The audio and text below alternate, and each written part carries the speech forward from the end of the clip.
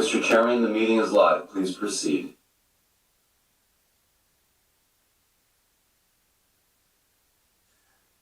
Good evening, all. Welcome to our Monday, June 27th, 2022 Historic Preservation Commission meeting. I would like to call this meeting to order at 6:46 p.m. Vice Chair Rafael, can you please read the notice of compliance? Sure. The notice requirements provided for in the Open Public Meetings Act have been satisfied. Notice of this meeting was properly given and published in the North Jersey Herald and News on August 13, 2021, and filed with the clerk of the City of Paterson on August 10, 2021, and posted in the Paterson City Hall immediately thereafter. Thank you, Kelly. Can you give us the roll call, please? Sure. Commissioner Clayton. Commissioner Garcia-Leon. Commissioner Ahmed. Here. Commissioner Corbo. Here. Commissioner Redmond. Absent. Commissioner Simpson. Here. Commissioner Walter. Present. Chair Tate. We have a quorum. Thank you. At this time, I'd like to hop down to new business. We'll start with item A, which is the Paterson Great Falls National Park signage and wayfinding project. It's a design review meeting for comments on the National Park Service project plan presented by Riggs Ward Consultant Engineers on behalf of the NPS. Executive Director, do you have a report? Yes, thank you, Mr. Chairman. Commissioners, the presentation that is going to be presented tonight was sent ahead to you for initial review. The presenters will be going through the presentation that you received last week.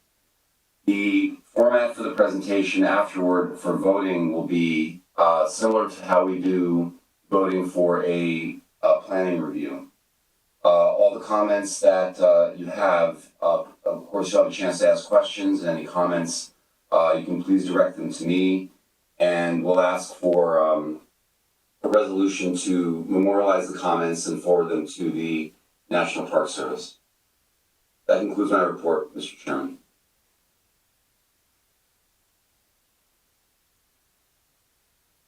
Thank you. At this time, I'd like to have the applicant sworn in for testimony. Good evening, everyone. For the applicant, do you solemnly swear that the testimony you're about to give is the truth, the whole truth, and not? I do. I do. I do.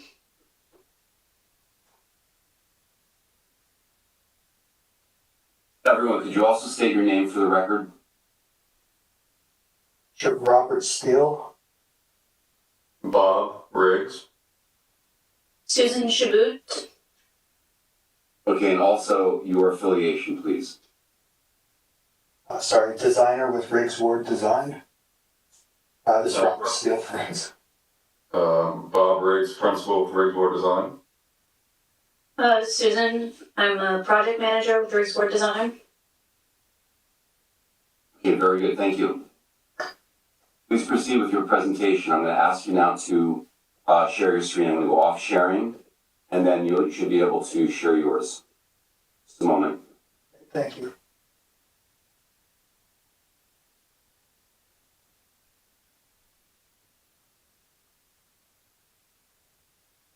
Go ahead. I am attempting, hold on, I didn't realize, it says that, it says I need to grant WebEx. I apologize for this. I'm getting a pop-up that will let me share. Okay, I'll also ask our IT to look into whether they have to give you permission to share. It looks like I have permission. It says it's a systems preference that I need to somehow give permission to WebEx. I see, it's on your end then. I believe so. I apologize. I'm having the same problem, Rob. It says that I can do it, but I'd have to quit and leave the meeting and then return.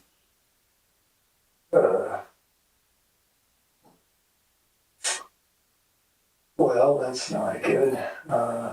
Let me try this again. Let's see.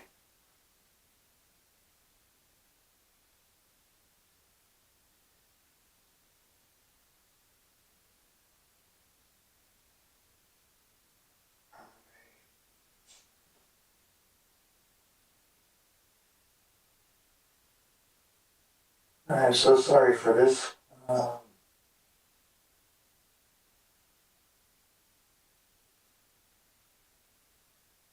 Susan, I can't even find where that.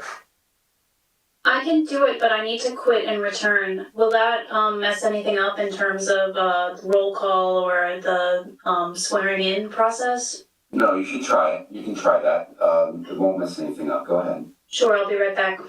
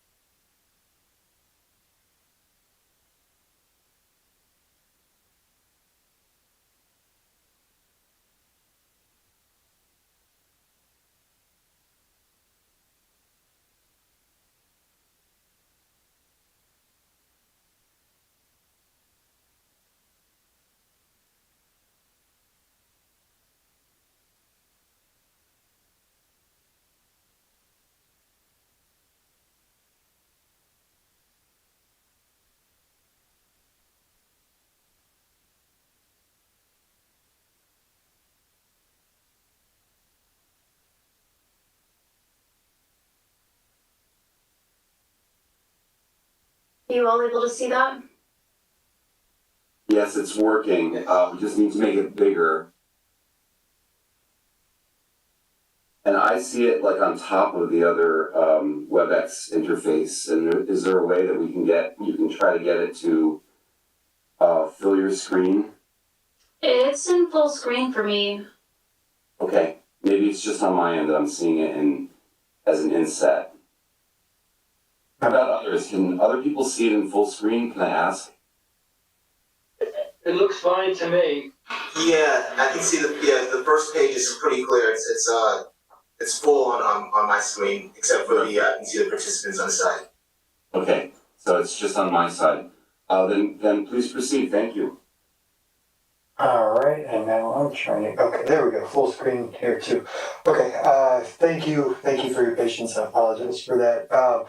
So basically, we were tasked through National Park Services to do a programming study and design for new signage that would include wayfinding signage, identification signage, regulatory signage for the Great Falls National Park site. What we have here is basically the presentation is put together where I'm going to show you kind of a family of signage that we've come up with. Bob and I have actually traveled up to Paterson now a couple times for meetings with both John Franco and Darren, and we've done several site surveys and programmed where the signs are located. One of the big, challenges or tasks that we're faced with is trying to marry National Park Service standards with Paterson or Passaic County standards, trying to basically bridge that gap between the park and the city and county, and create something that doesn't feel alien, that fits the character of the Great Falls site. So you'll see that basically, you can jump to the next sheet. this is just going to show you, these are basically standards from National Park Services. So we're kind of given this toolkit that we have to use particular fonts and colors, symbols that the park uses for their branding. So again, trying to use these tools and marry it with you know the unique site itself without violating its character, if you will. You can jump to the next page. Actually, I think that's going to be the sign family. A little slow.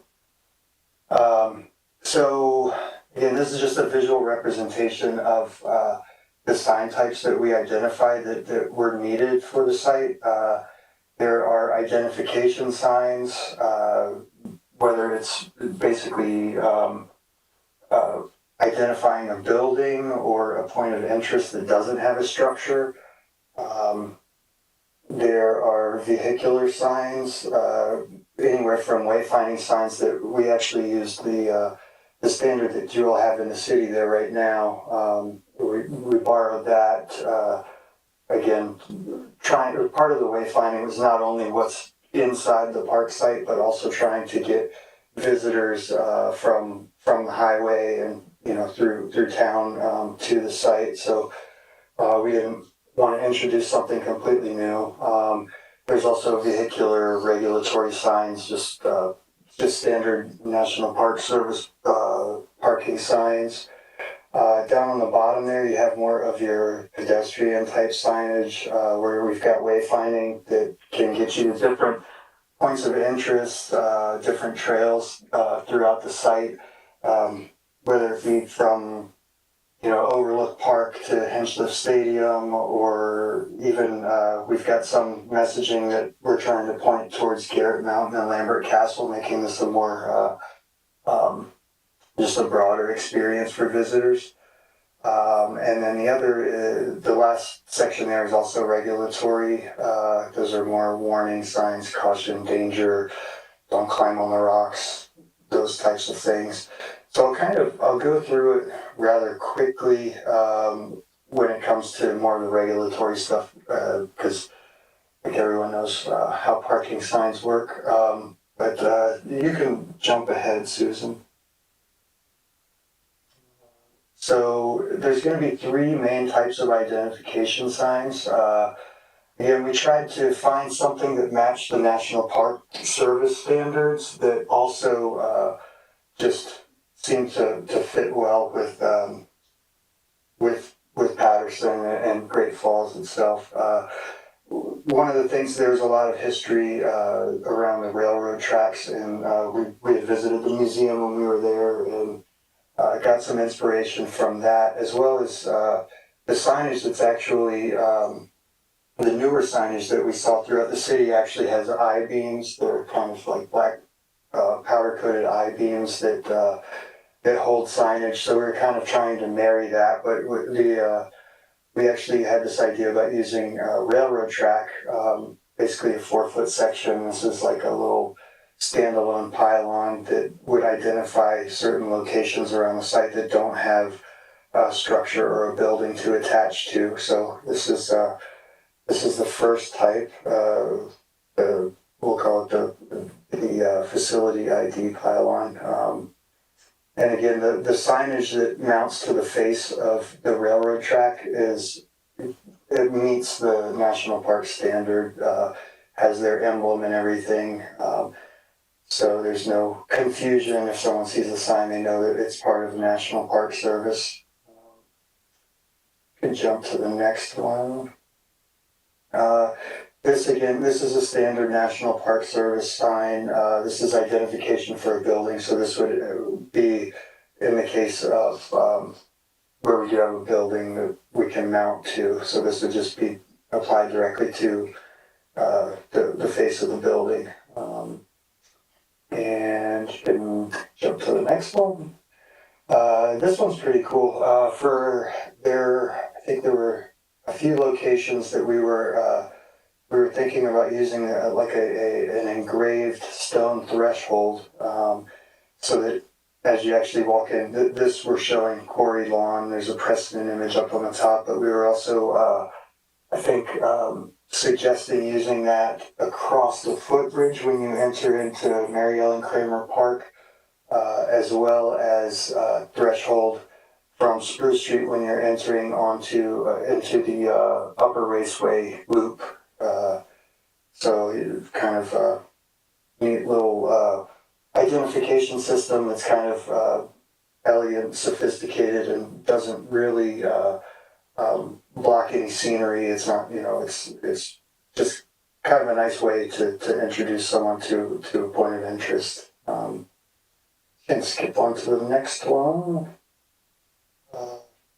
So the wayfinding again is very similar to the sign face itself, the brown sign. That's a national park standard. So trying again to find something unique or iconic to Paterson Great Falls. We again saw the signage you already had with the I-beams and thought that would be a nice way to just marry ourselves to what's already there and not do anything too crazy or out of the box. But basically, the different spots throughout the site, you just have these I-beams that are freestanding. That the directional signs would point to different areas of interest. Here we're showing, Upper Raceway Park, Paterson Museum. We also, again, we're talking as maybe even directing as far as Garrett Mountain or Lambert Castle, maybe even Lou Costello Park. I don't know, right now, though, we've got, I think, about 12 or so of these, and they not only have the location with the directional arrow, but also the distance to the location so that someone doesn't start, on a trek that they aren't prepared for, as well as icons so that people can find, parking, restrooms, information, those types of things. And again, that is a National Park Service standard, so it's not anything that we came up with. It's mainly, again, trying to bridge that gap that we came up, with the idea of the holder for the park sign. I thought that would fit well with the landscape. You can jump forward. That's going to be the only wayfinding. A lot of these are regulatory. These are going to be mounted on fences, buildings, parking posts. There is only one, as well Spanish translations. Sorry, Susan. So the next one, the one that is unique is this one, which we're calling a totem. There was still some question as far as if we could change the size and proportion of there are a couple locations where there's these signs posted and it's just on kind of a standard metal post. So we thought it would be nice if we could also incorporate the railroad track and kind of create a system. So if you see in the precedent image there on the bottom right, it's kind of like, just different sizes and kind of jumps a little all over the place. So we were thinking of if we could create a system where it was more streamlined and matched the branding that we're implementing with the rest of the park there. There is still some question as some of these signs may not be required anymore. And honestly, I think we only have 2, possibly 3 programmed on the whole site. So it may only have, like as you see on the right side, there's that one is it's only 2 sign faces, and that's at the entrance to Mary Ellen Kramer Park, where the big gateway. So that one's there, and the other one is at Upper Raceway Park, and then there was one in the current parking lot for the visitor center, Darren's office there. So either way, we're basically looking at using a railroad track as a holder for whatever signs are required by the city or county or Park Service, and just trying to put it together in a more streamlined, unified way. Susan, you can jump again. Okay, so these, well, once we get through the different sign families, like we're showing here, dimensions and kind of some construction details for them, we're about to get into like a programming, which the next few sheets after these are going to show you the locations. Basically, some of these signs are already there. We've got, I think there's a total of 7 new signs that we're proposing. There's, right now, they'll have, some of the paths to the park have just the little standard aluminum or brown park signs, and not the Passaic County standard that you have here. So we're proposing removing those little brown ones. Some of them are bent up. They're, attached to other signposts with other signs, but we thought it would be nice to actually create this trail when you come off of the highway. For instance, the one comes off the exit. I think it directs you. You have to actually go around the block. There's like 3 turns. It goes from like Ward to Marshall to Grand, and then back down to Spruce. Then we've also got some coming in the other side of the park when you're coming in down Mcbride, where you make that right before the bridge. So basically there's 2 types that we borrowed from the county package that we were given.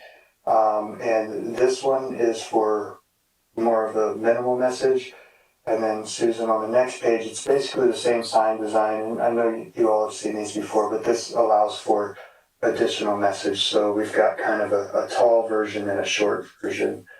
And again, I think there's 7 of them. I think we're proposing 4 tall and 3 short. And if you go to the next page, this might be parking. You can go to the next. This is National Park Service standard, so we didn't do anything here. It's just we're replacing 1-for-1 parking signs. There is at the Hamilton Center, there is a ramp that goes down. This is one of the challenges that we've had, that I guess that there has to be parking that's down near the waterfront for accessible parking. But also it should be closed. There was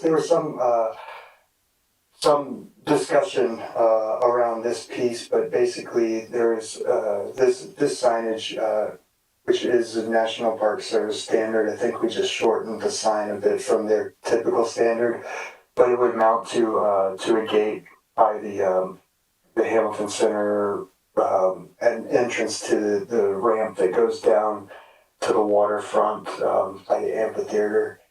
Go to the next one, Susan. So yeah, this is the programming report. So basically all of the different sign types that we just walked you through, they're indicated here in a key on the right-hand side, and then each sign has a number that correspond to a message schedule that comes after this. So you've got all of your vehicular signs are going to be color-coded with the blue. So the first 7 of those are going to be the directionals. The remaining blue signs are going to be more of your regulatory and parking, and the signage for like the ramp. A lot of this stuff is inside the park, and is, again, it's adhering to national park standards. So the identification signs are in gold. We've got the 3 types there, where we're showing the different the threshold, the stone thresholds, as well as the freestanding pylons and the building mounted plaques. And then the reds, the green are regulatory, so that's more, again, the danger signs. There's some like on the water plant, the fencing around that. We're proposing removing some of the old banged up signs and replacing that with national park standards. Again, just cleaning it up, keeping the same messages, you know, whether it's danger, electricity, beware, that kind of stuff.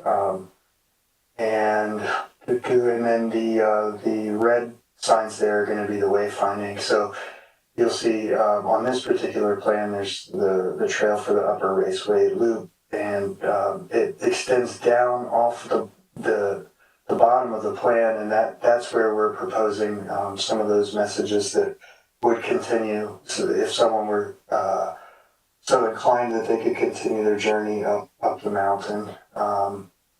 If you go to the next page, this is just going to be more of a detailed where we're actually showing, it's just zoomed into the visitor center. So again, all the same color coding. We've got the quarry lawn plan in there. So again, we're going to have, you know, propose a threshold as well as a pylon once you actually get into the site, and then regulatory signage around that say things like danger falling rocks or don't climb on the rocks, that kind of thing. I think that's pretty much it. I mean, the plans are basically again when you do look at this, all of the numbers correspond with the message schedule that we're about to get to, but it looks like, Susan, the next page was the demolition plan. So this is just showing where we're recommending signs that need to be removed. Most of these are going to be replaced one for one. And then some of them, there are remains of signs, particularly around the upper raceway loop trail there and down by the Ivanhoe building. There's old, you know, metal structures that looks like the signs have come down or fallen off. So we're just saying, you know, while we're in there, you might as well remove those. You can jump to the next. Again, just more demo. Most of these are one-for-one replacements. You can jump to the next. So this is the message schedule. And again, this corresponds with the location plan. So if you looked at the first page of the plan and you saw, you know, sign number 1, which is the vehicular directional, it would tell you on the plan it should have a side A and a side B. So you can see that when you're looking at it, okay, right to the park, you know, left to the park, straight to whatever. So it should be pretty easy to follow as far as the messaging here because of the side A and side B, and everything is oriented the way that you would be looking at it as far as the way that it's typed out. You could probably skip through these next few pages if you want, Susan. There's only one final design thing. This is more kind of detail stuff. But yeah, it does have all the messages here, including Spanish translations and any notes for any particular special things for any locations, as well as all of the distances that when we surveyed last time, we measured from you know, each location to each location. The last point was actually a main entrance sign. Right now, just up next to the SUM building, I think there was a sign there before that was a Park Service sign that maybe got removed or replaced, and now there's like a stone freestanding monument sign up on the rocks to the left of the SUM building. What we were proposing was actually moving that main Park Service sign or entrance sign down in front of the Hamilton Center, where you can see it in the key in the bottom right hand corner, but that's where you've got the roundabout where you can turn into the park. But that median or that one area right there is a great location for site identification. And what we were looking at, again, trying to stay to things that are iconic to Paterson or to Great Falls itself. Again, using the railroad track, we're also looking at, I know Darren's fond of the stone sign that he has outside of the SUM building there. So we wanted to stick with the concrete, but one thing that we saw was, we thought would be a nice kind of contemporary element to add to it is this is a board form concrete. So it's concrete, but it actually, it looks like it has the wood grain kind of embedded into, it's stamped into the concrete. This generally the layout, if you squint your eyes, this is kind of just a standard National Park Service entrance sign. But again, we are adding the decorative elements with the board form concrete, the railroad track, and the dimensional lettering and logo.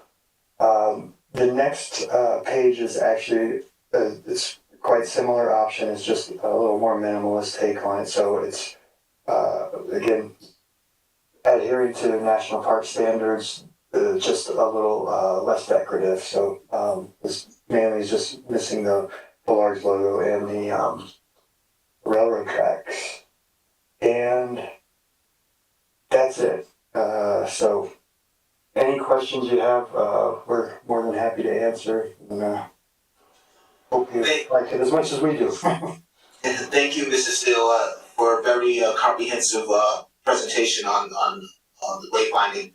At this time, I'd like to invite our commissioners to ask Mr. Steele and also his team any questions from what was just presented. Mr. Chairman, this is John Franco. If I may, I've got a message from IT. We'd like to identify the caller who's on this meeting, calling in from a phone. There's just a phone number. Is someone out there listening to this? Can you identify who you are, please? On the participant list, it's just a caller. Is someone using a cell phone to connect? Yes, this is Kenneth Clayton. All right. Calling from my number. So, do you recognize your number on the participant list then, Kenny? Yes. Okay, very good. So we're going to have IT, if you're listening, to please identify Kenneth Clayton as the call-in number. Thank you. Please proceed. Thank you very much. I see Commissioner Corbel's hand up for Mr. Steele. Sure. Yes, thank you for the presentation. I just had a couple of questions regarding when I was looking at it, the signages, which may or may not be used, but the first one, the Wayfinder, where you were talking about Garrett Mountain, I noticed that it's spelled incorrectly. Ah, okay. So I wanted to make sure that if you're using that sign doesn't happen, it should be only one T on the end. Okay. Thank you. Good catch. Apologies. That's okay. It's a common error. It's like people doing Paterson with two T's, I think. I took the extra T from Paterson and put, yeah. And the second thing, and this may be a sign that you said you may or may not be using, where you have the signage that says the Board of Chosen County Freeholders. Are we not going to be using in the future the Passaic County Board of Commissioners? Isn't that the new title? So that's just a question. I think what the signage that we're showing in this package was what was actually on site when we surveyed. So if there have been changes to the signage that or naming on the signage since we were there last, then I'm sure once we do get to the phase of building the signs, they will match whatever is the current, the sign of the day. Yeah, that would be with Passaic County officials or Paterson officials. I just think it's kind of in flux and changing, so that's why I questioned it. Oh yeah, yes. These definitely whatever the standard, whatever the latest and greatest is would be implemented in that sign. And I didn't see it in this presentation, but I thought I noticed it when I was going through the proposal where you had the restroom sign. You were depicting a gender neutral or a unisex restroom sign. So I was just wondering, are all the restrooms going to be like that?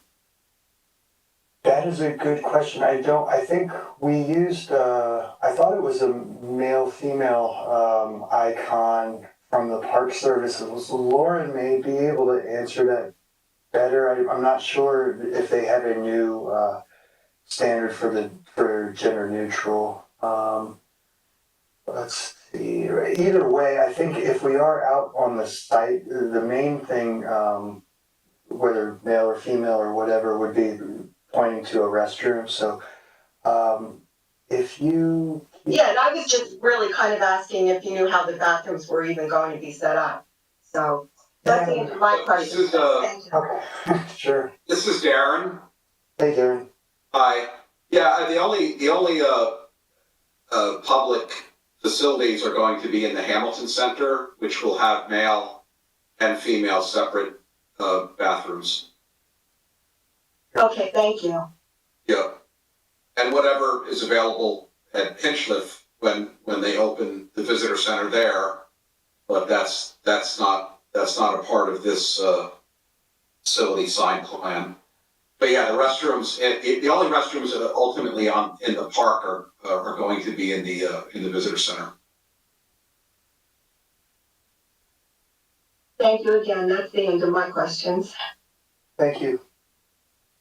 Thank you, Commissioner Corbel. I see Commissioner Walters' hand up. Yes, I really don't have any questions. I just like to remark, I love the idea of using the railroad tracks for the signage. Anywhere that can be done, I think it would look great in the park, especially on the main sign that you're proposing for the park. I think with the railroad tracks with the park symbols on top of it will look really great. Thank you. Thank you. This is Chair Tate. Just following up with Commissioner Walter. I totally agree. And I think the board form detail that you guys are using, that very subtle texture is a nice add, in my opinion, to the presentation at that entry point where you're walking by or vehicular. So overall, I think it was a very comprehensive and well thought out and meaningful presentation. Thank you. Thank you very much. I see Commissioner or Chair Ravel. I play many different roles too. I just wanted to comment that on behalf of really Passaic County, that we're very excited and happy that the National Park Service is using our wayfinding signage plan that took a while to develop, but of course really drew on the inspirations and the history of the falls and industrialization in Paterson. So thank you for that. And yeah, very excited to see this project. And yeah, that's what I have. Thanks. Thank you, Kelly.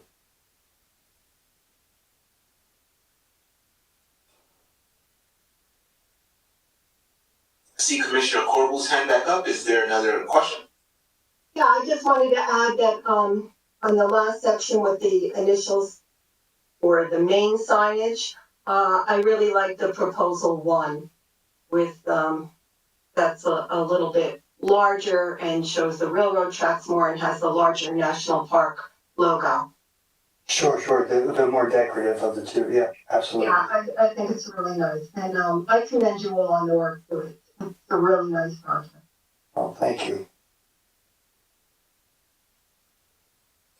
Commissioners, do we have any additional questions or statements for the applicants?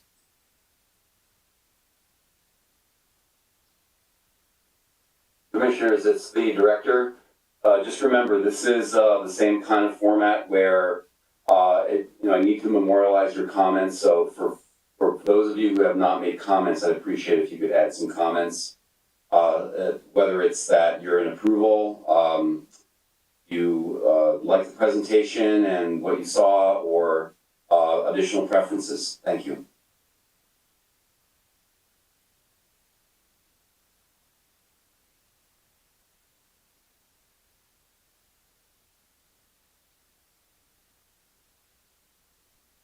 Hey, well, this is Commissioner Ahmed, and this presentation was great. I thought it was very detailed, And yeah, I'm in approval for everything that I saw. Great.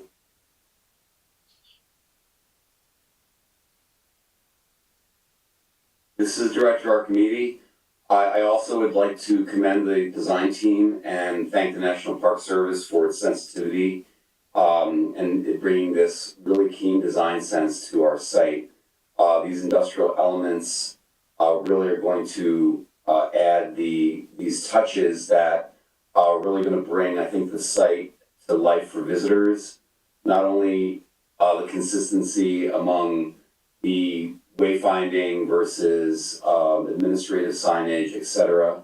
But I think this level of branding, it's really about time that we have this present at the park, especially now that Overlook Park has been formally transferred to the National Park Service and its federal property, and we're still really on the edge of getting started with the two large construction projects at Great Falls, the Quarry Lawn and the Hamilton Center. So this is very welcome. And again, I just wanted to pass on also my congratulations and the same sentiments that our commissioners have expressed. Thanks for coming to visit with us and demonstrate your great work. Thank you.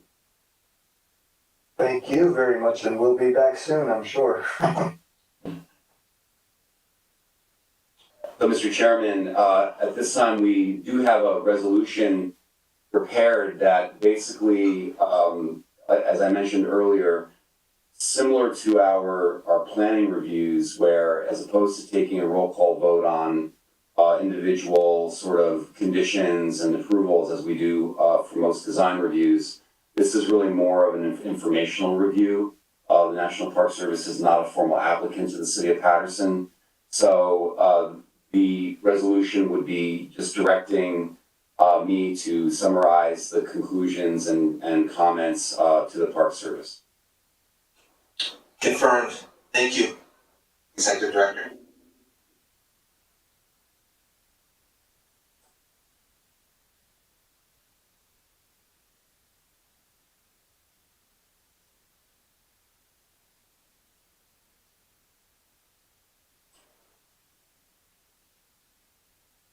I see Commissioner Mohammed's hand up.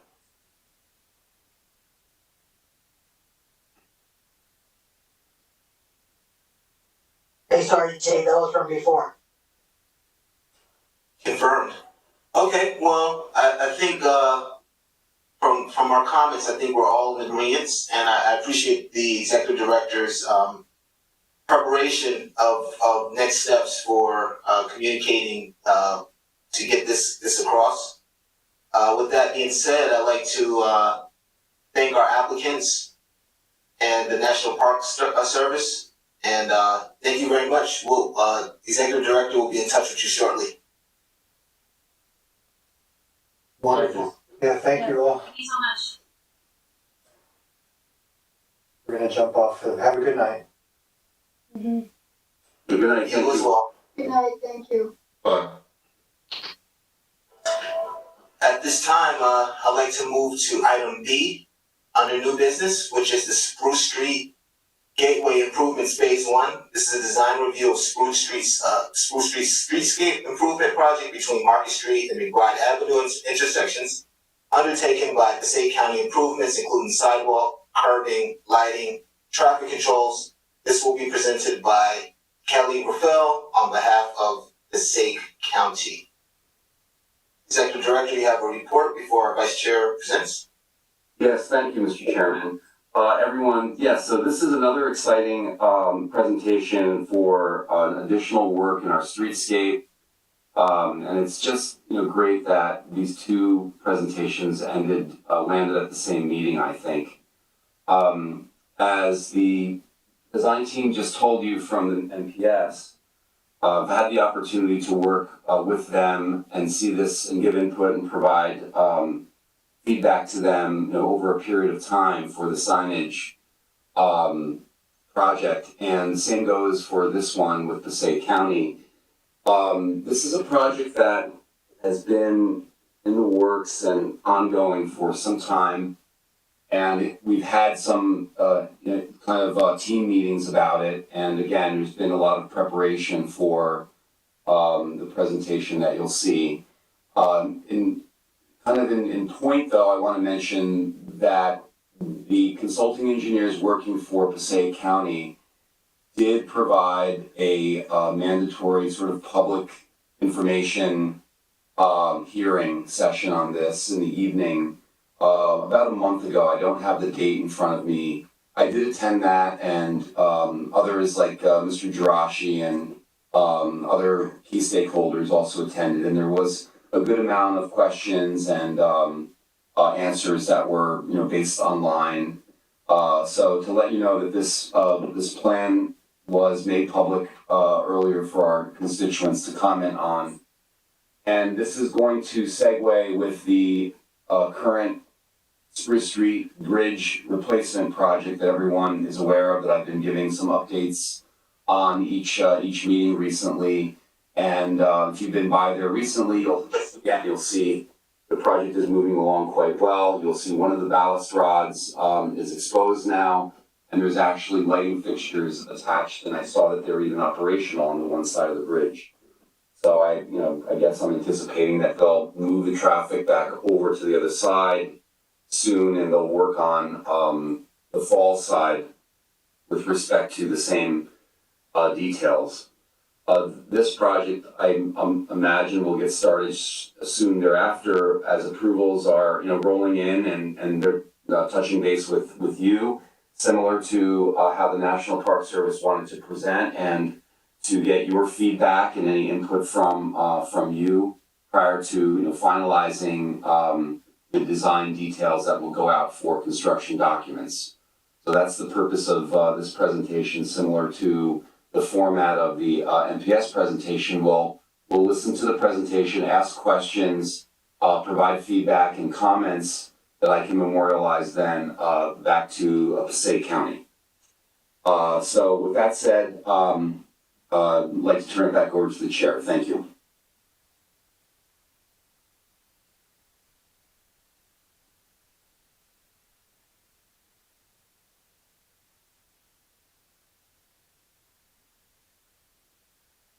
Thank you.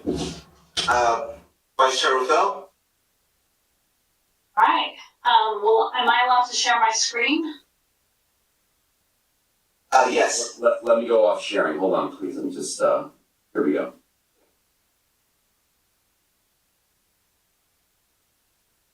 Does everyone see I guess it's a PDF document, transportation alternatives? Confirmed. Yes. Okay, excellent. I have double screen, so I was a little concerned about that. Good evening.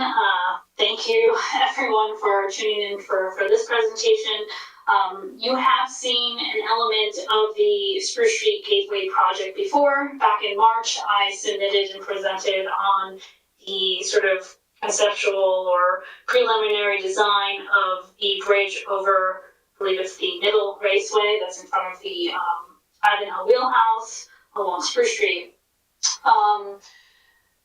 The county is working with our engineering department, our planning department, and GPI on plans for streetscape improvements from Spruce Street at the Mcbride Avenue extension to Spruce Street and Market Street intersections. So most of the funding for this project is coming from the TAP program, so it's federal funding for community-based work and transportation projects. The overall goal here is to fix and make improvements to sidewalks, crosswalks, make it more user-visitor friendly and safe for pedestrians. I'm going to the presentation that I'm also showing you was seen in April at our public meeting, but I think it gives more clarity to visually, visually looking at the plans. And then I'll just go through a few sheets with everyone. So forgive me. So again, just talking about, you'll see the outline in red. That is the sort of area for our scope of work here, which connects from the county's other project, the Spruce Street Bridge, which is expected to be completed this year, before the end of the year. And this project will be starting hopefully spring of 2023. So it's good timing. So a lot of the improvements that you're going to see are a continuation of the Spruce Street Bridge. Again, one of the goals is to improve pedestrian safety. So this is replacing sidewalks, replacing curbing. We are going to replace traffic signals at Mcbride Avenue and the Market Street intersections. We're going to sort of enhance the overall appearance leading into the Great Falls Historic District. So this is replacement of lighting fixtures. This is redoing the bridge along the raceway, and the pedestrian railing that you see today will be removed and replaced. We will add, street furnishing, so benches, garbage cans. We will be updating guardrail and any other, repairing any other fencing along the walkway. So this overall proposed improvements, some of this is going on right now, right, with the reconstruction of the Spruce Street Bridge.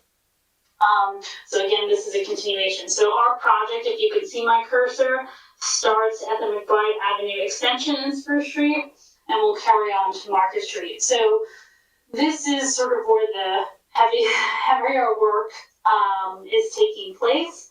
As you can see, we're replacing traffic signals, adding signals, we're reconstructing sidewalks and curbs so that they're ADA compliant. Driveway aprons specifically into the Burger King will be repaired and replaced.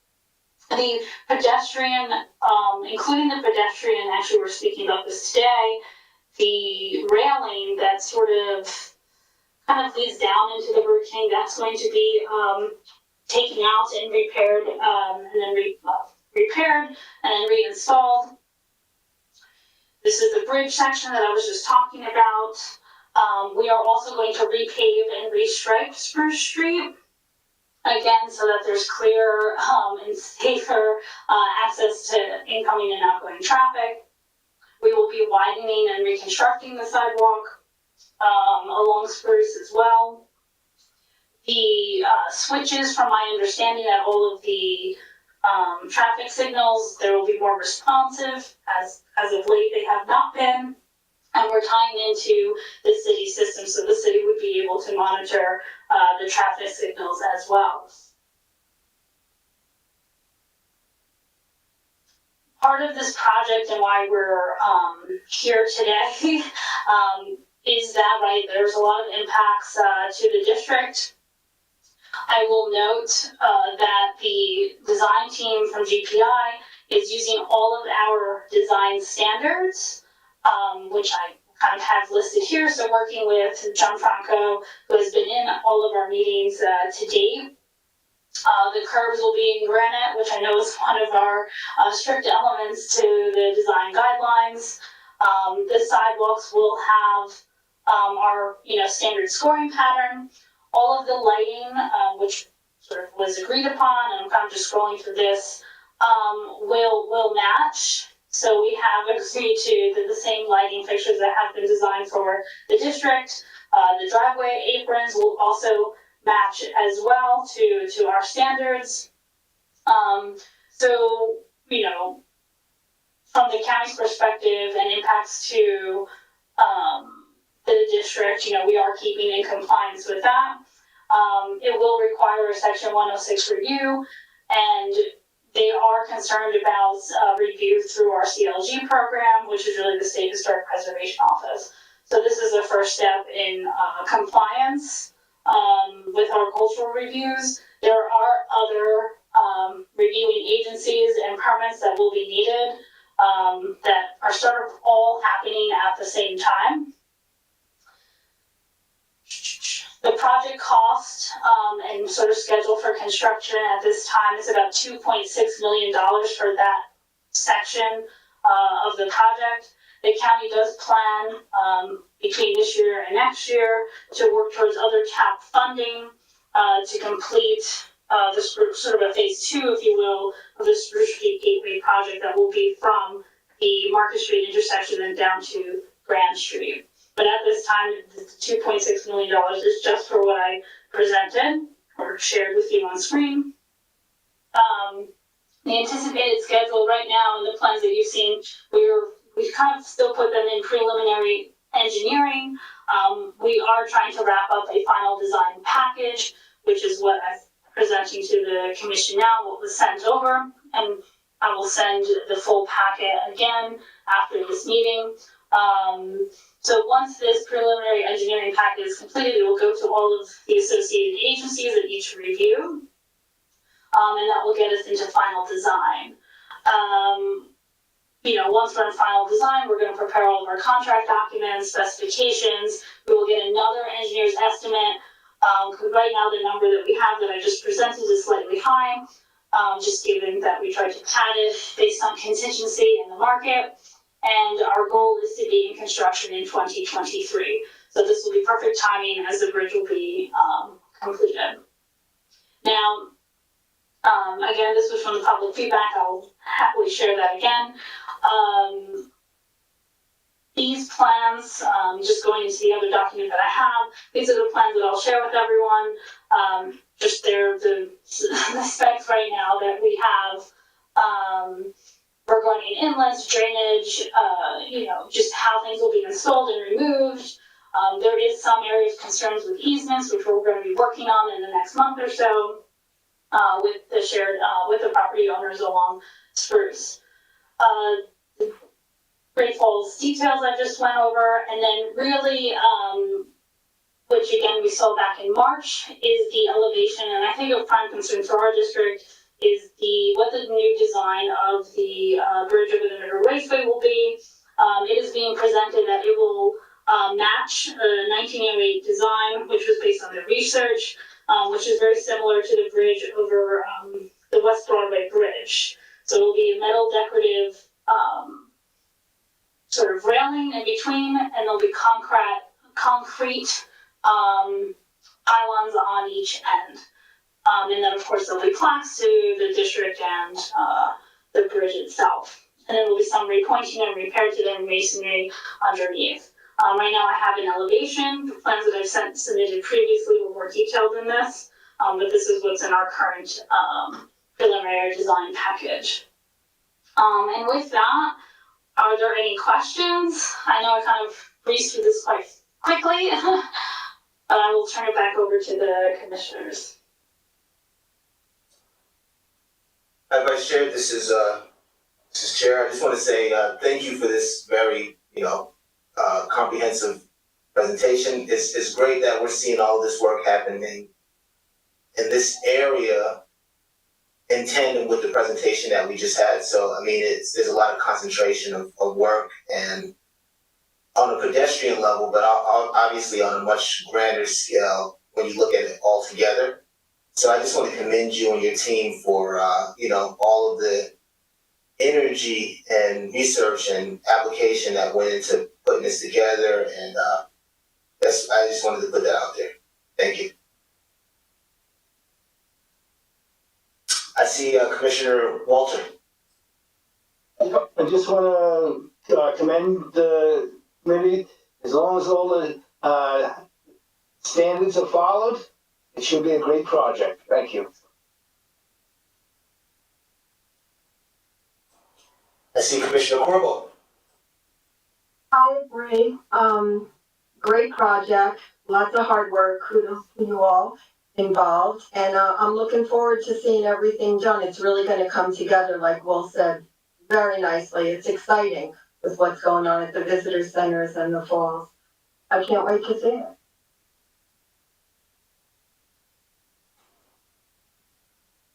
Thank you. Commissioners, do we have any additional comments or questions for Vice Chair?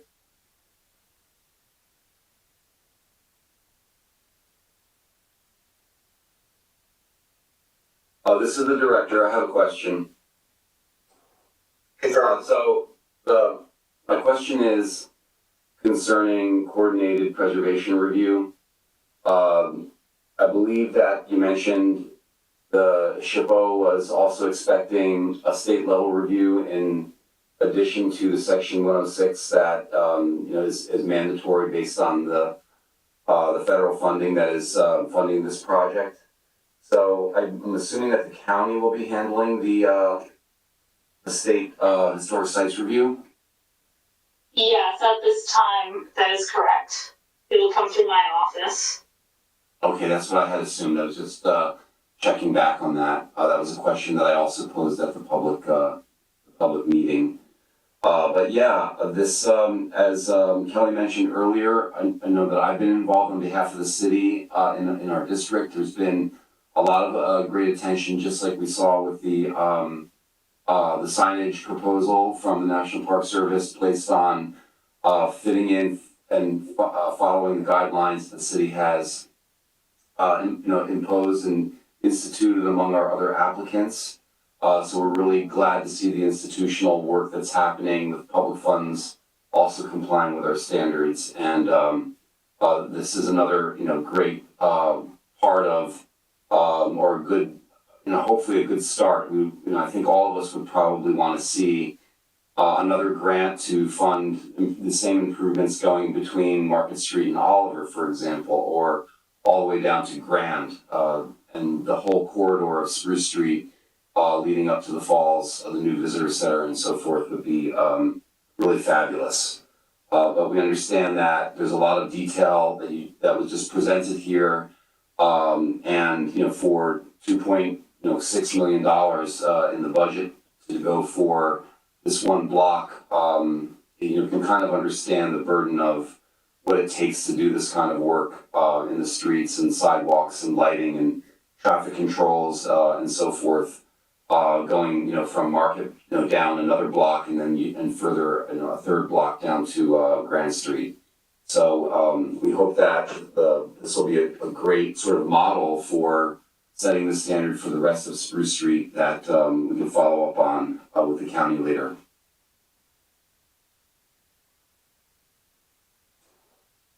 Thanks, Executive Director. Do we have any additional comments or statements?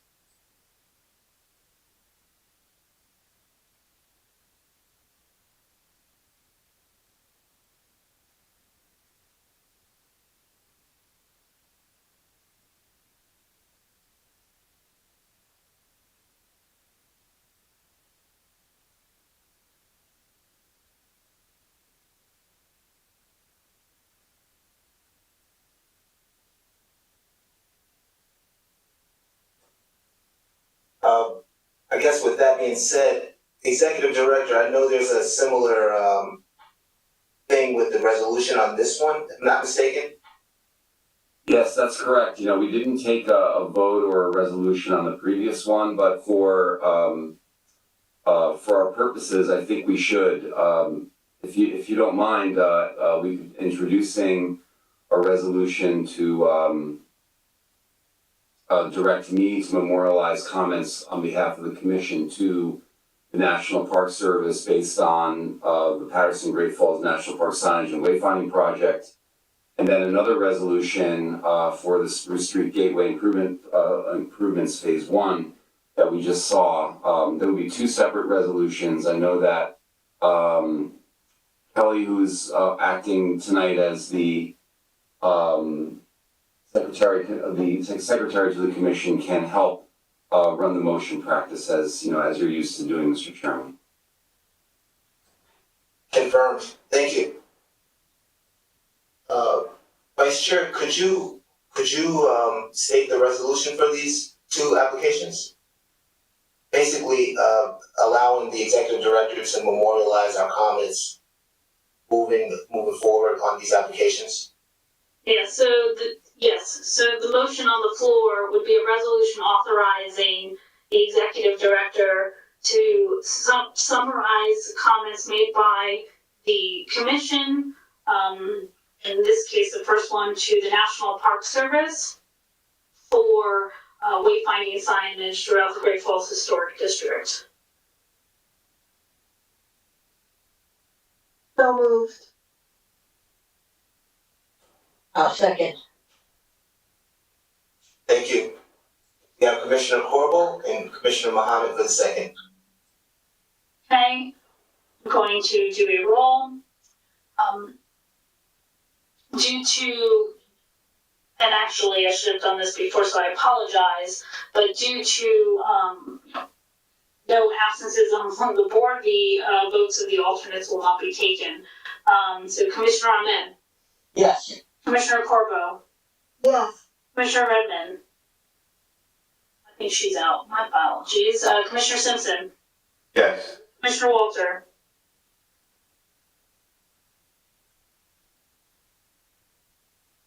Commissioner Yes. Walter, thank you. Chair It T. didn't come off mute.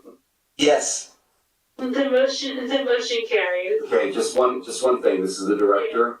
That's not correct what you said about, the voting record. Yes, I just realized that Nikema is not here. Commissioner Redmond's not here, so you need to take the vote of Commissioner Clayton, please. It would be Commissioner Garcia Leon, she's the first. And she's out. But she's also out. No, she was in before. Okay, Anyways, I don't see her, apologies. she's So here, we'll- She was when I took roll, because I heard her, so she must have jumped off. So Commissioner Clayton, I apologize. What would your vote be for this motion?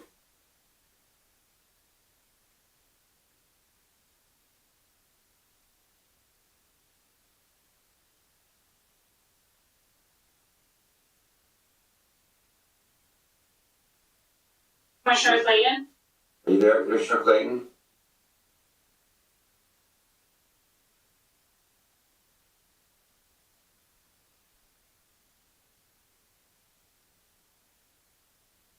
I guess we'll have to move on. We'll move on.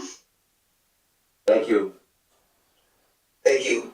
Vice Chair, can you also read the, resolution for the Spruce Street Gateway Improvements Phase 1? Yes. So the resolution will be to authorize the executive director to summarize comments made by the commission to be forwarded to the County of Passaic regarding the Spruce Street Gateway Improvements Phase 1 project.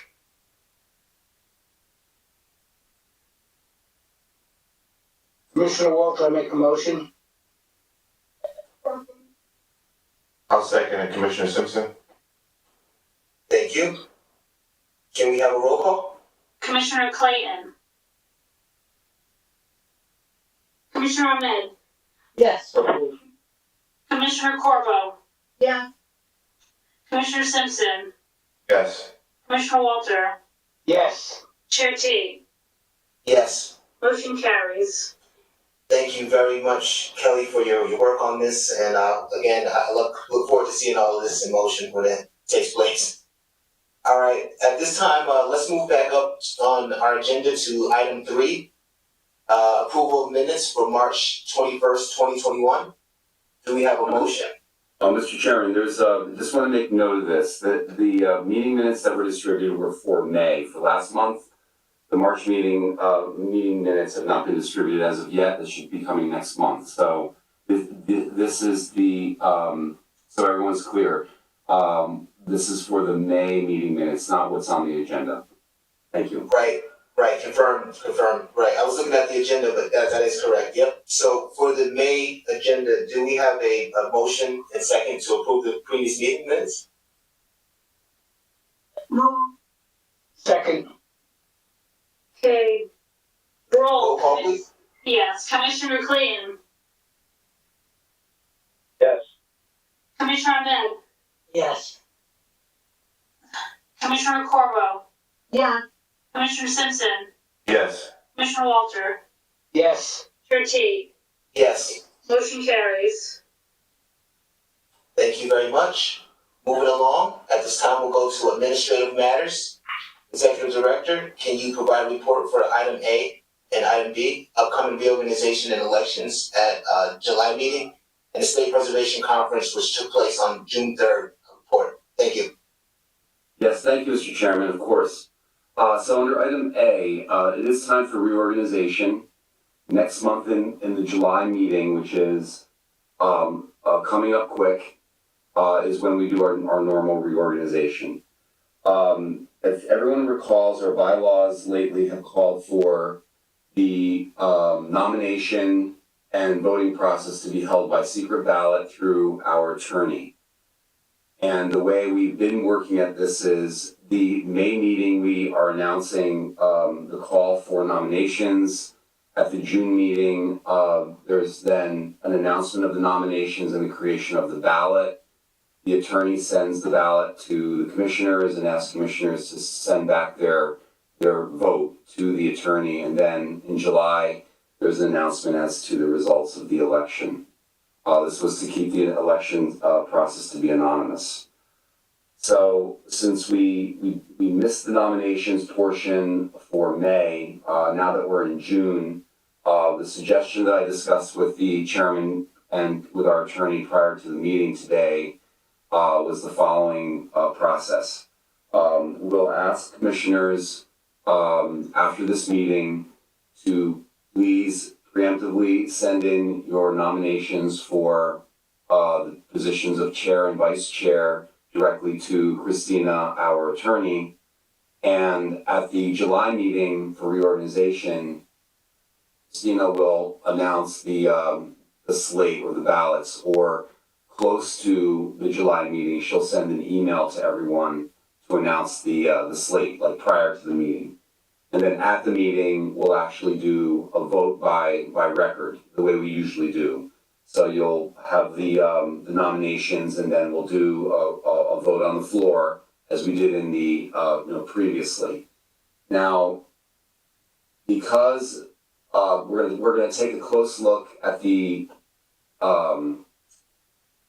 bylaws, we may need to go through one more motion practice step to suspend the bylaws for this purpose, just for this time, with respect to doing voice vote or roll call vote on voting matters, on election matters for July, so that we can take care of our election in a timely way. But that would be the only sort of difference, that we may need to do that in order to do the floor vote. So I just wanted to preemptively let everyone know about that, and you all know that we're still going through some changes here at the board.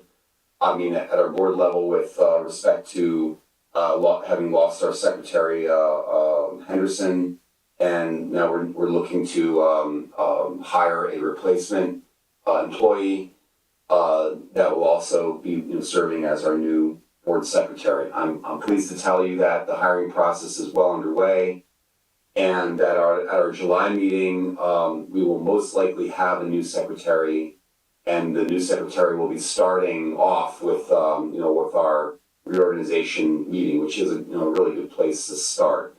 So we'll have that portion as well to introduce her to all of you and do all the normal business that we do at reorganization with respect to meeting dates, etc. So just to recap, after this meeting, we'll ask commissioners to preemptively send their nominations to Christina, our attorney, to no one else, just to Christina.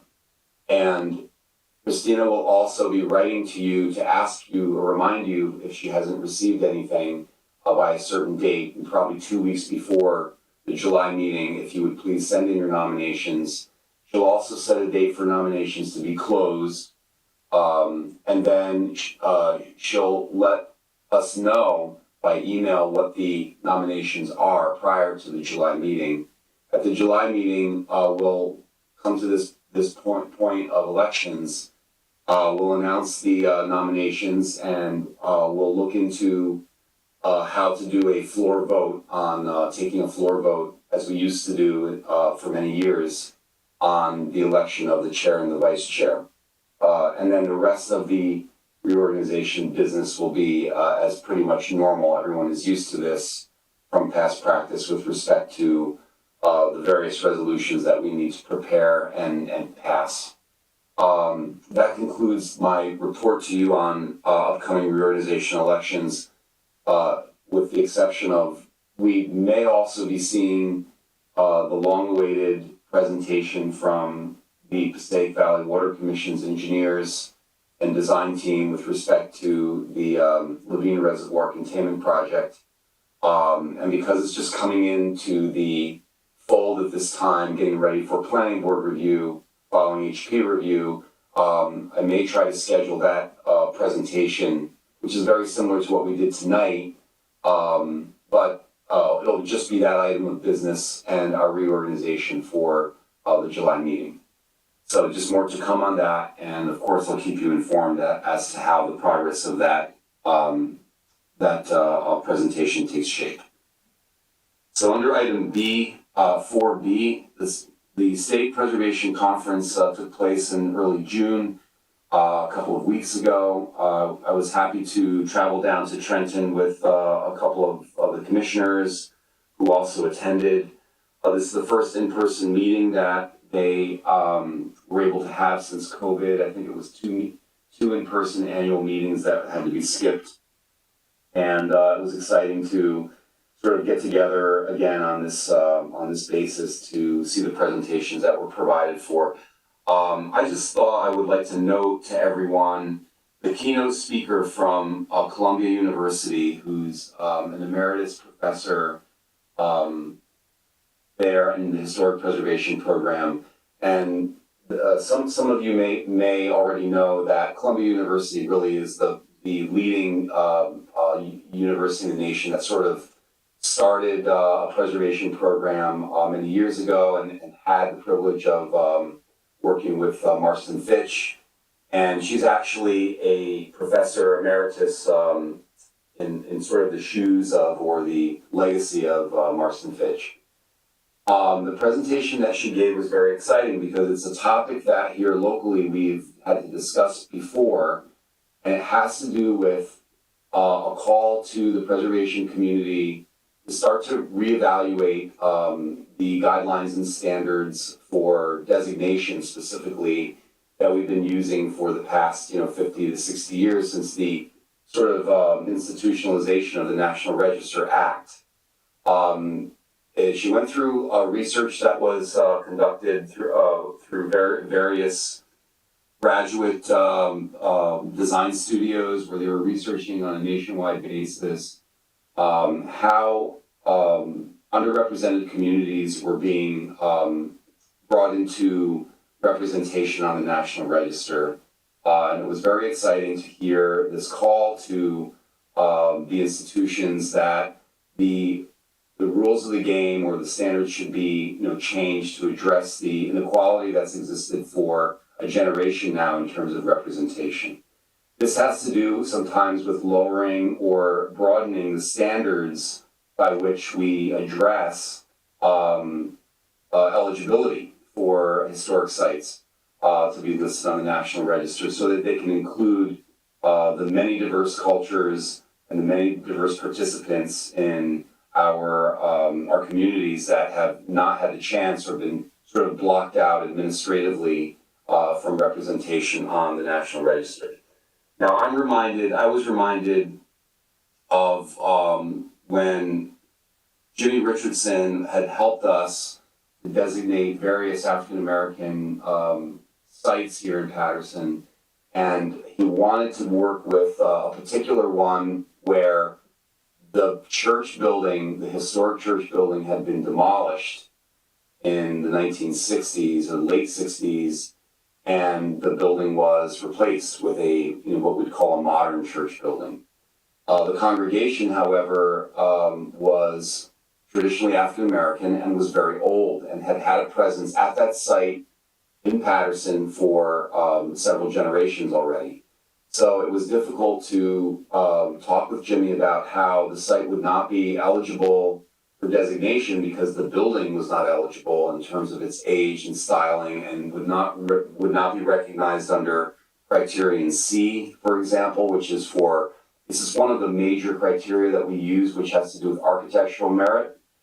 And we discussed at that time, I remember discussing with Jimmy in detail about the institution, how the institution was present, the work of the actual people at the site, and sort of their involvement with thematic history and the very intimate local community's history does not disappear with the building, did not disappear with the old building. So it was definitely felt sort of as a crutch. Another site, just very, very briefly to go over, was the same conversation that I had with the State Historic Preservation Office about the state and federal recognition of First AME Zion, where Dr. Martin Luther King spoke in 1968, that we've locally designated that building for one of the levels of significance has to do with his visit, but rising to the level for national and state recognition, Dr. King's visit alone, which is very significant to our community, would not be enough to meet the criteria of evaluation for eligibility. It would be more about the architecture of the building and the community that built the building, which was a wave of Dutch immigration back to Paterson in the post-Civil War period. I thought that was very difficult to talk to the community about in terms of what they wanted to discuss and label as what was significant about the building and the local experience with the building versus what the National Register feedback was for eligibility. So those were just two quick examples of where we've heard this topic before, and I was very pleased at this research that was being brought to our attention at the state annual conference. So I thought this was something I wanted to share with you and to those who might be listening to our meeting tonight. I'm trying now to see, I know this was a question that was asked at the conference, if the presentation would be available for us to disseminate to our local commissions.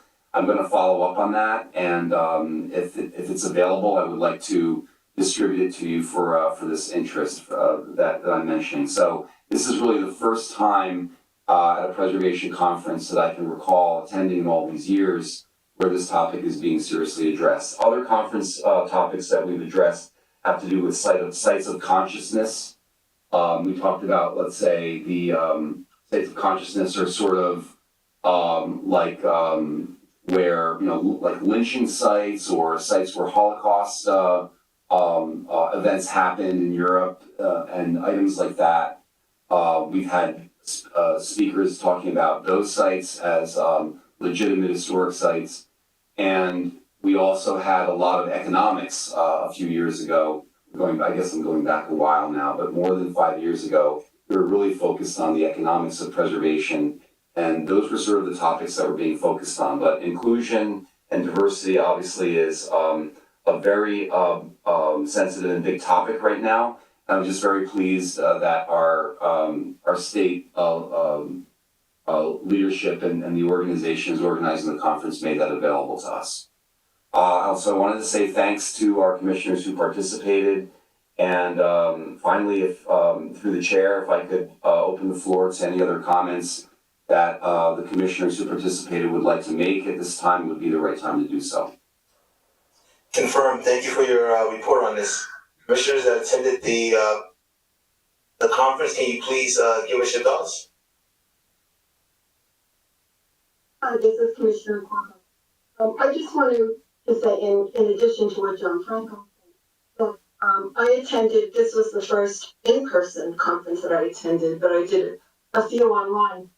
And one of my main takeaways is always that I always feel that we're so fortunate here in Paterson to be a certified local government where we can take advantage of the state and federal funds for a lot of our projects. And more importantly, that we have a dedicated department with an executive director like John Franco, who works so tirelessly to get these projects on board and really is so knowledgeable and keeps the cultural and architectural historical aspects of the city alive, which is so important in keeping the history for those that don't know it and for the future. Because I find that a lot of the, or I've learned that a lot of the municipalities and small towns really just have commissioners like ourselves who are volunteers with no department, and they basically have to do all the work that is basically done for us by our department. So I just feel that Paterson is very fortunate in that. And I just want to say thank you. Thank you, Commissioner. Commissioner Walter, I really don't want to comment on it. Thank you. Okay, all right. Are there any other other commissioners that attended that may want to share?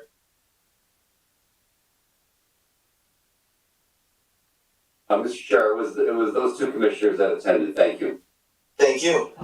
Okay, at this time, I'd like to move to item number 5, committee reports. A, tours and events, the upcoming tours and the awards dinner by our vice chair. Hi, me again.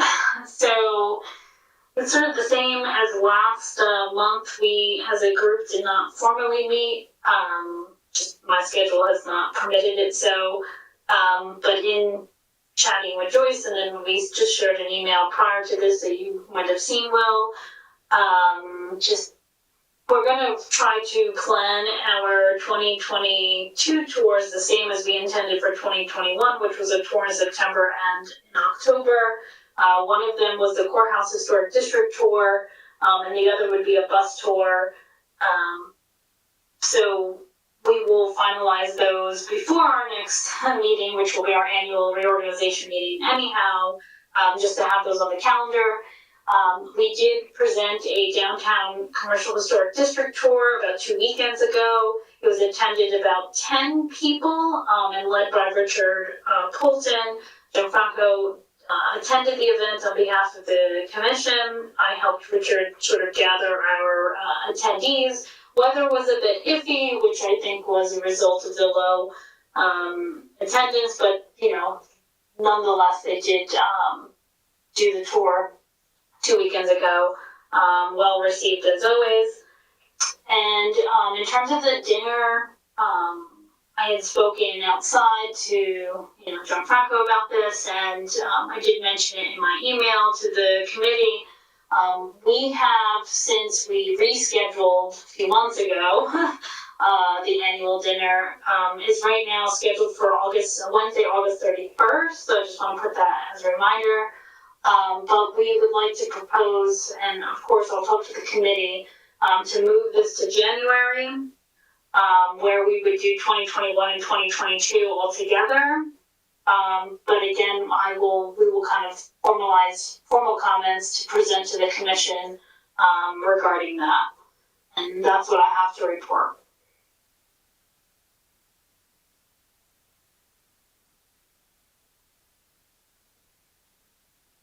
Thank you. Are there any questions?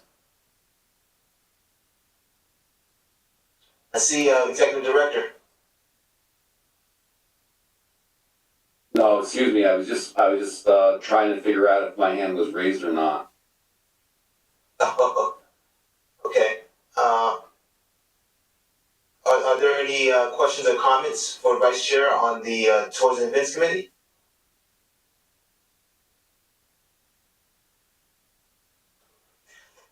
If not, I'd like to proceed on to item 6, old business and correspondence. Executive Director, can you provide us a report for items A and items B? Thank you, Mr. Chairman. Of course. Under item 6A, Great Falls National Historical Park, a couple of quick updates. Everyone knows that we went through a lot of efforts at the end of last year to formally transfer the Overlook Park lands to the National Park Service. Although all of those actions formally happened, there was still a matter of setting up the closing, and there's a process that the National Park Service also needed to go through with respect to high-level signatures and environmental checks and so forth. You can imagine there was just more work to do after our local formalization was completed at the end of the year. So I wanted to tell you that we during May sort of finalized our closing, and signatures were placed on the deeds and on the papers, and they're now on their way to being filed with the Passaic County Clerk's office, where all land transfers go for filing. So that process is just about complete, and formally the land is now under the ownership of the National Park Service. So number 2 for Quarry Lawn, I may have reported, we're sort of in this similar status, but if not, then I'll just do so again. We did have bidding on the Quarry Lawn construction process, and we came out to be somewhat short on our funding, considering the bids were higher than the budget that we had allowed.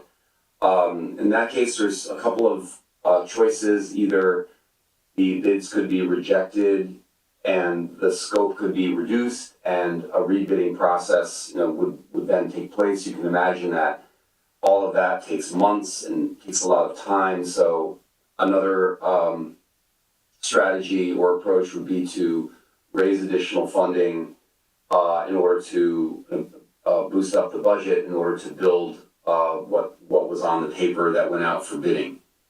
So that was the approach that we decided to proceed on, and we have a commitment from the state to provide additional funding so that we could move forward with putting Quarry Lawn into construction.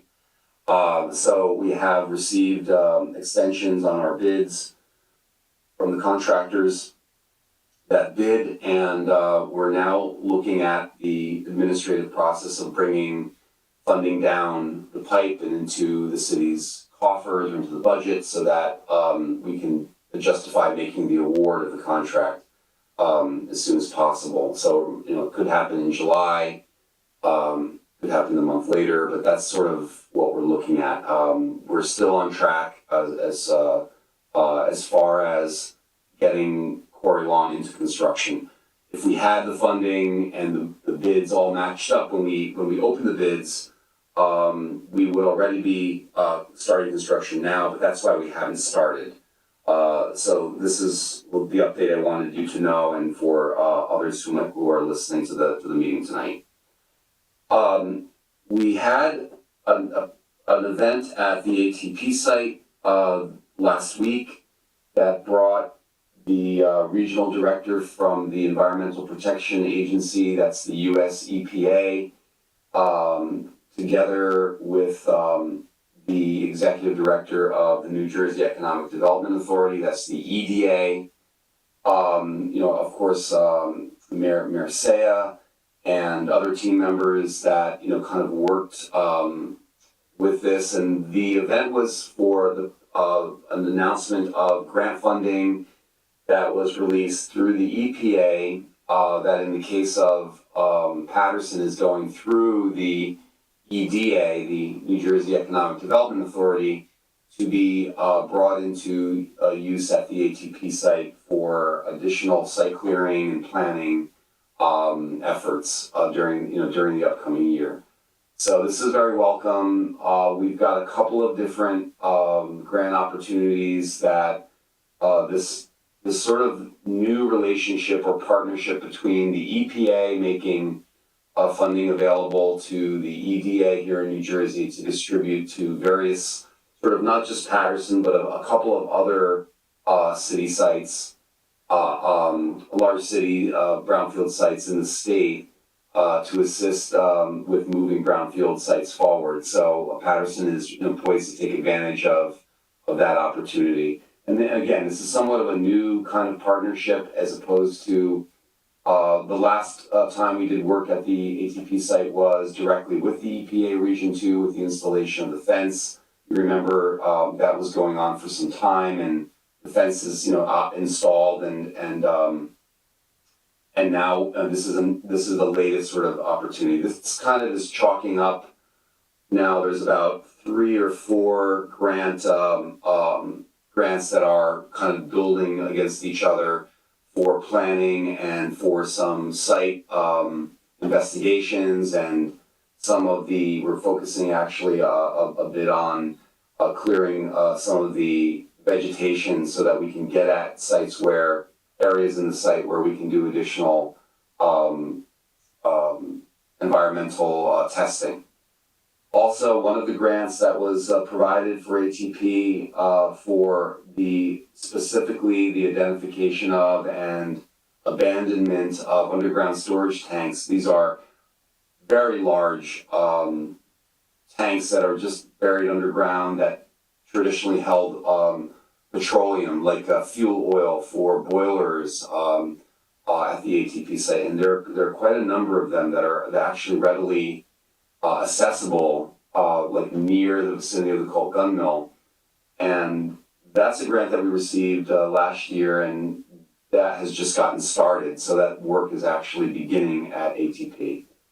So, again, I just want to give you this update about the additional new funding that's been made available. We won't see the implementation of that funding until the fall, and further developments at that time. And grant agreements still have to come, so we're still a ways from actually implementing the funding. But I wanted to tell you that some work is starting on the USTs, and also more grants were announced. So that's all really, I think, good news for the future of the ATP site. As you know, as I've been saying for a while now, as Quarry Lawn was getting, kind of designed and underway, we haven't forgotten that we would like to continue to move forward as quickly as possible on the very complicated part of the ATP site, which is, again adjacent to Quarry Lawn. So under item 6B, other Great Falls ongoing projects. We had another event at the Lou Costello Memorial Park this past Sunday. This was the 30th anniversary of the dedication of the Lou Costello memorial statue that everyone is familiar with at the park. And for bringing in the additional historical elements that we all talked about a couple of years ago when we reviewed the park project, the park improvements project. And it was at that time that we started to do a more intensive research about the site and learned about the site's association with the Paterson Silk Strike, for example, and its namesake for Gaetano Federici, and so forth. So at the site is now installed interpretive panels for Lou Costello and for the Silk Strike and for Gaetano Federici. The Federici family attended the event. The mayor was there. The Lou Costello Appreciation Club was kind of co-hosting the event with the city of Paterson. And there was a performance of Who's on First by our Lou Costello impersonator, or that was really excellent to watch. We had a good turnout. Everyone knows it was a really hot day.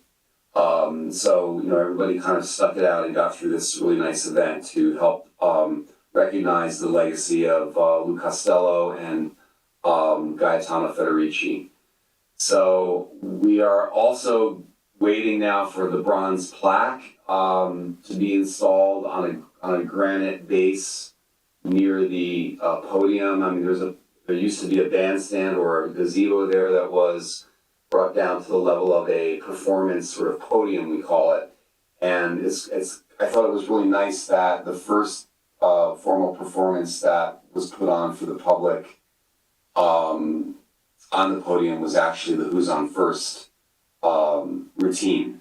So I think that was really neat, and it was at this special occasion that was being commemorated by the folks in the community who still remember and still love Lou Costello. So that happened on Sunday, and we still have a couple more elements that are coming to be installed before it's kind of finished, that were not able to be completed in time for the event, but nonetheless they're right around the corner. I invite everyone to come by the park and take a look at the historic displays. They came out really well, and I wanted to say thanks to NJCDC and to Karen Kuko, who we worked very closely together to make all these design elements sort of come to fruition. Under item 6B, number 2, the Spruce Street Bridge, I made a couple comments earlier about the bridge construction. I go by there often, so it's very easy for me to keep tabs on the construction. It's moving along, I guess from my perspective, very well. I haven't seen them not working. They've been moving along the balustrade and the brushed concrete finish that we approved and reviewed, and then is now installed and visible. I think it looks really good. And everything was really as expected, and that's really one of the best outcomes you can have when things go as they're expected to, as they were designed on paper, and then they're kind of implemented just as what's expected. So very pleased about that. And again, the light fixtures, reminiscent of the original 1930s bridge that we were kind of basing our design on. Those fixtures are now installed, and I believe that they're operational. So again, I expect that we would be seeing them move the traffic flow to the finished side of the bridge soon. Maybe they'll open Front Street again when they do that, since the traffic flow will have to go through their construction area since they closed Front Street, and then move over to the fall side of the bridge to kind of do the same work on the balustrade and the lighting. It looks like the deck is all complete or mostly complete at this point. So again, very exciting to see this project coming into the fold, and having the presentation tonight, seeing phase 1 of the TAP project is kind of coming into its final design and review phases as well. And then the wayfinding. I think the branding of the NPS wayfinding has also been something that's been under development for a while, and things are really, from the perspective of the streetscape and the continuity of the area, are really improving because of these large-scale publicly funded improvements. So it's very exciting. We also we'll be seeing additional redevelopment projects in the district. I'm already working with a couple of large-scale projects for the Fabricolor site. Some of you will remember that name. It's been dormant for a while, but it's sort of getting legs again. And believe it or not, the Glenroe building is also looking for a planning review soon. So there's more to come.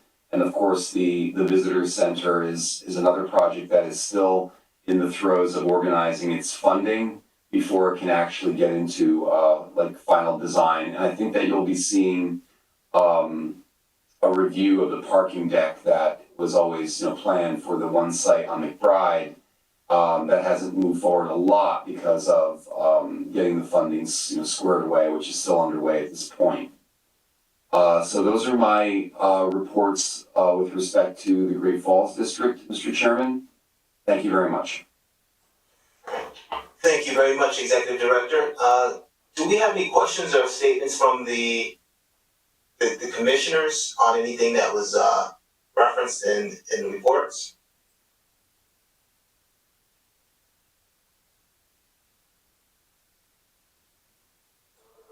Okay, I don't see any hands. So with that being said, we'll move along to item 8, which is the public portion of our meeting. Can we have a motion and second to go into the public portion?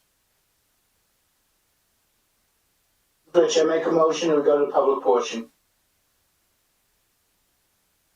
Second. All right. Can we have a roll call, please? Yes, Commissioner Clayton.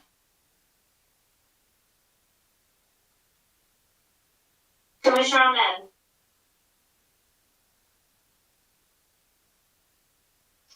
Commissioner Corbo. Yes. Commissioner Simpson. Yes.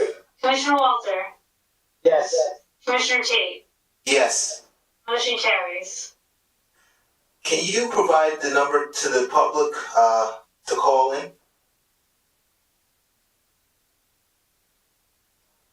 Okay, Mr. Chairman, I'm gonna go over to our city website to get the number. I didn't get it in preemptively, so please just bear with me while I do that. Confirmed. Thank you.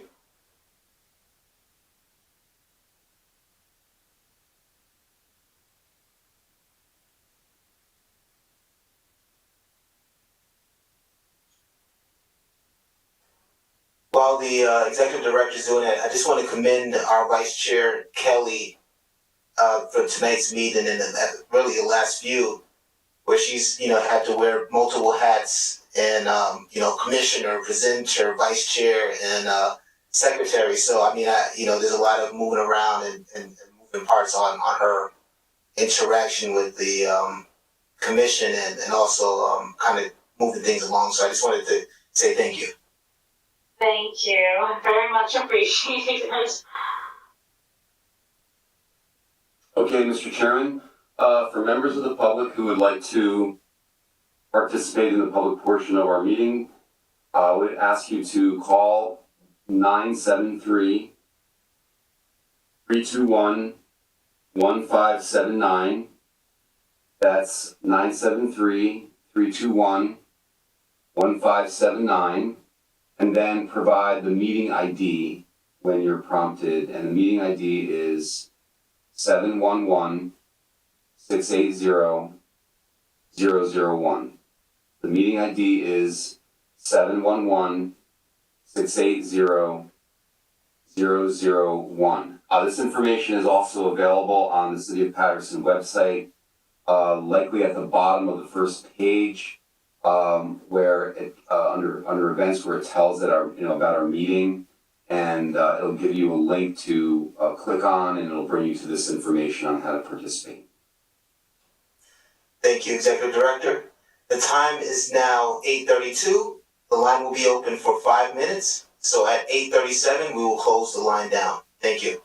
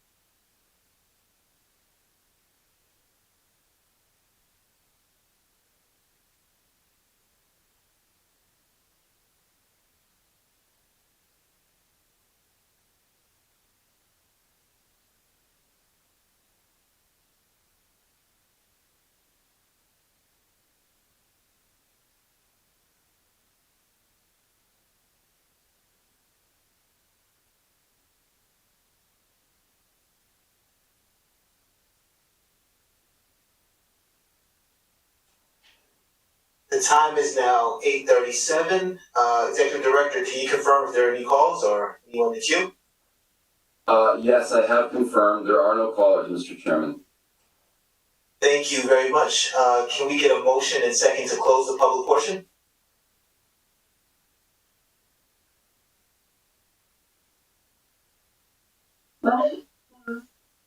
I'll make a motion, I'll second that motion, Commissioner Simpson. All right, so we have Commissioner Corbel for the motion and Commissioner Simpson for the second. Can we have a roll call? Sure, Commissioner Clayton. Commissioner Ahmed. Yes. Commissioner Corbo. Yeah. Commissioner Simpson. Yes. Commissioner Walter. Yes, and I don't see Commissioner Clayton on the list anymore. Okay, thank you. Commissioner, Chair Tate. Yes. The motion carries. Thank you. Moving along to item 9, I'd like to get a motion and second to adjourn. Make a motion, Commissioner Simpson. And Commissioner Mohammed for second? Thank you. Roll call, please. All right. Commissioner Ahmed. Yes. Commissioner Corbo. Yeah. Commissioner Simpson. Yes. Commissioner Walter. Yes. Chair Tate. Yes. Motion carries. I'd like to adjourn this meeting at 8:38 p.m. on June 27th, 2022. Have a great evening, everyone. Thank you all. Have a Thank great you, night. everyone. Have a good night. Good night. Have a good night.